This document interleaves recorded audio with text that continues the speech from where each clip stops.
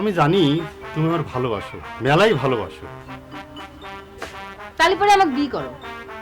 ওইখানেই তো সমস্যা, মানে প্রবলেম, বুঝতেছো না? আমার অত বুঝনের কাম নাই। তুমি আমাকে কেন বিয়ে করতে পারতেছো না আজ তোমাকে কতেই হবে। আরে আমি তোমার কবে কলম যে বিয়ে করব? না তা তুমি কম নাই, তাহলে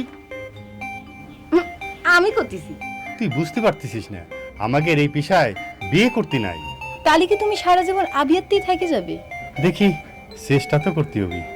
আমি এত কথা বুঝতে চাই না, আজ তোমারে রাজি হতেই হবে। কিসের জন্য রাজি? আমার সাথে বিয়েতে রাজি। শেফালি, আমি তোর একটা বুদ্ধি দিই। কি বুদ্ধি? তুই এখন বাড়ি যা, আমি চেষ্টা করবো না তোর জন্য একটা ভালো বিয়ের। আমার বিবাহের চেষ্টা তোমাকে করা লাগবে না। এই যে আমি এখানে বসে এক্ষুনি আমার বিবাহ করতেছি। আমি মোসাম্মদ শেফালি বেগম মরহুম জবান আলীর একমাত্র পুত্র হাতেম আলীরে বিনা টাকা দেড়মোহরে বিবাহ করিলাম। কবুল কবুল কবুল। বলো, হাসতেছো কেন? বল কবুল।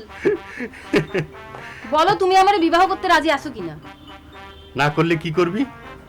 সেটা পরে হবি, আগে তুমি আমাকে কও যে তুমি আমাকে বিয়েতে রাজি আছো কিনা। হাতে ভাই বাড়িতে আসো নি? হাতে ভাই, এই কিডা? আমি শামসু, উত্তরপাড়া শামসু। শেফালি তুই যা, আমি পরে কব নি। যা যা যা যা যা। আচ্ছা আমি যাচ্ছি, কিন্তু তুমি আগে আমাকে কও যে তুমি আমাকে বিয়ে করবা কিনা। বললাম তো পরে কব নি, তুই যা যা। হ্যাঁ তো পুড়ে গেল মনে হয়। আমার তো আর খাইয়ে দিয়ে কাম নেই। তোমারে বিয়ে করলি কোনো মাইয়ে দেহে খারাপ বলতে পারবো? এ হাতে ভাই, আসতেছি।